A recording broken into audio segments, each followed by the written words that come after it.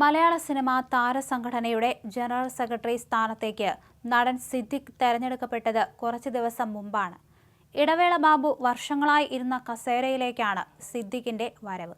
നിരവധി വെല്ലുവിളികൾ നടനെ കാത്തിരിക്കുന്നുണ്ട്. ഇതിനിടയിലാണ് താരസംഘടനയിൽ രാഷ്ട്രീയമില്ലെന്ന് അദ്ദേഹം വ്യക്തമാക്കിയത്. അമ്മയിൽ രാഷ്ട്രീയം കലർത്താൻ ഒരാളും ശ്രമിച്ചതായി അറിയില്ലെന്ന് ജനറൽ സെക്രട്ടറി സിദ്ദിഖ് പറഞ്ഞു. തന്റെ UDF മുഖം ഉപയോഗപ്പെടുത്തേണ്ടി വരില്ലെന്നും അദ്ദേഹം വ്യക്തമാക്കി. അമ്മയിൽ നിന്ന് പുറത്തുപോയ അംഗങ്ങൾ പുറത്തു തന്നെയാണ്. അവരെ തിരിച്ചു കൊണ്ടുവരിക എന്നത് സംഘടനയുടെ ബാധ്യതയല്ല. അവർക്ക് തിരികെ വരണമെന്ന ആഗ്രഹം വന്നാൽ തുറന്ന മനസ്സോടെ ഈ വിഷയത്തെ സമീപിക്കുമെന്നും സിദ്ദിഖ് വ്യക്തമാക്കി. അമ്മ എക്സിക്യൂട്ടീവിൽ 4 സീറ്റുകൾ വനിതകൾക്കായി മാറ്റിവെക്കും. 4 പേരെ ഉള്ളുവെങ്കിൽ തെരഞ്ഞെടുപ്പിന്റെ ആവശ്യമില്ല. ബാക്കിയുള്ള 7 പുരുഷന്മാർക്ക് വേണ്ടി മാത്രം തെരഞ്ഞെടുപ്പ് നടത്തിയാൽ മതിയെന്നും സിദ്ദിഖ് പറഞ്ഞു. നേരത്തെ ഹേമ കമ്മിറ്റിയെ സർക്കാർ നിയമിച്ചതാണെന്നും ആ റിപ്പോർട്ട് പുറത്തുവിടണോ വേണ്ടയോ എന്നത് സർക്കാരിന്റെ തീരുമാനമാണെന്ന് സിദ്ദിഖ് വ്യക്തമാക്കിയിരുന്നു. ജസ്റ്റിസ് ഹേമ കമ്മീഷൻ റിപ്പോർട്ട് ഞങ്ങളുമായി ബന്ധപ്പെട്ട ഒരു കാര്യമല്ല. സർക്കാർ ലെവലിൽ സർക്കാർ നിയോഗിച്ച ഒരു കമ്മീഷനാണ് ഹേമ കമ്മീഷൻ. റിപ്പോർട്ട് പബ്ലിഷ് ചെയ്യണോ വേണ്ടയോ എന്ന് തീരുമാനിക്കുന്നത് സർക്കാരാണ്.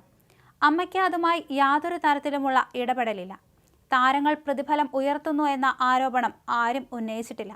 അത് നമുക്കകത്തുള്ള കാര്യമാണ് എങ്കിൽ പോലും അങ്ങനെയുള്ള ഫീസിന്റെ കാര്യത്തിൽ ഇളവുകളും അതിൻ്റെ ഇൻസ്റ്റാൾമെൻറ്റുമൊക്കെ നമ്മൾ ഇന്റേണലായിട്ട് തന്നെ തീരുമാനിച്ചിട്ടുണ്ട്.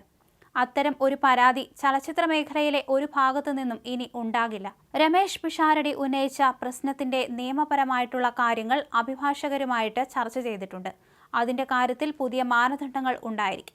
അടുത്ത ഇലക്ഷനിൽ അത്തരത്തിലുള്ള പരാതി വരാത്ത തരത്തിൽ മാനദണ്ഡങ്ങൾ വയ്ക്കും. സത്യന്റെ മകൻ സതീഷ് സത്യൻ അമ്മയിലെ അംഗത്വത്തിന് വേണ്ടി അപേക്ഷിച്ചിട്ടില്ല.